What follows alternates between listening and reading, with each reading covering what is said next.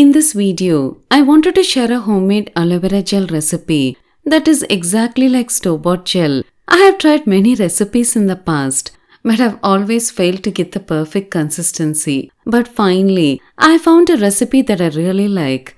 Apart from freshly extracted aloe vera gel, which obviously forms the base of this gel, is guar gum. We need a stabilizer and a thickener for making this gel, and I preferred a natural thickener like guar gum. Guar gum is got from the seeds of cluster beans, also called as gawa in Hindi. India is the largest producer of guar gum, and it felt really good to use a locally sourced ingredient. Guar gum is a very common food additive, and it is a very safe ingredient to use for skincare. We can easily buy guar gum online, and I leave the link for it in the description box below. The problem I ran into while making the gel the first few times I tried was clumping while adding the gum to the liquid. But after a few trials, I got it right. This gel can be used as a base for all your homemade skin and hair care recipes. The recipe and the method I've given has to be followed exactly, else you'll get a thick clumpy mixture if you add more, or a thin watery clumpy liquid if you add less.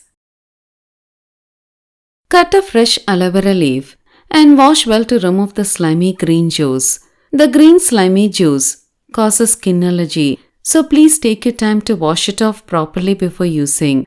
Now cut the thorns on both sides of the leaf, cut in half, and scoop out the gel alone onto a cup. To make the aloe vera water, take a small piece of the extracted aloe vera gel in a cup. Add in little water to it. Now grind this mixture to a smooth paste and strain. Take 1/4 teaspoon of guar gum in a cup. Add in 1/2 teaspoon of vegetable glycerin to it. Now mix well with a whisk.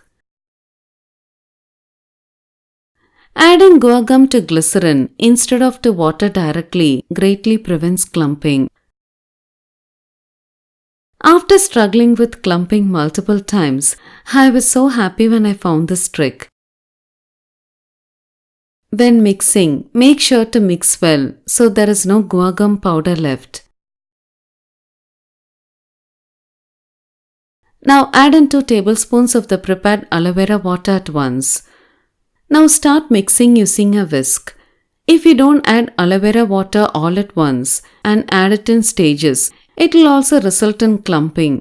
After a few minutes of vigorous beating, the mixture will start thickening into a gel. Now you can store this immediately in the fridge, but if you want to leave it outside, add a broad spectrum preservative. When using preservatives, add the amount mentioned in the product. Now mix well with a whisk. This aloe vera gel is good as a base for both oily and dry skin. When making creams with it, add ingredients according to your skin type. Once completely mixed well, store it in a glass jar. Regarding preservatives, I researched about them a lot, and actually there are a lot of myths when it comes to preservatives. Commonly advised preservatives like vitamin E oil and grapefruit seed extract are good antioxidants and are best for only oil-based products. But when it comes to water-based ingredients, we need a broad-spectrum preservative that protects against all microbes. Here in India, good quality broad-spectrum preservatives, especially liquid preservative, is very expensive. I'll leave a list of good quality broad-spectrum preservatives in the description box for you to choose from. But suppose if you don't want to use any preservatives, you can simply store it in the fridge. It will last anywhere from 4 to 6 days. Do give it a try without fail. I hope you found this video useful. If you like to support me in this channel, please share this video with your friends.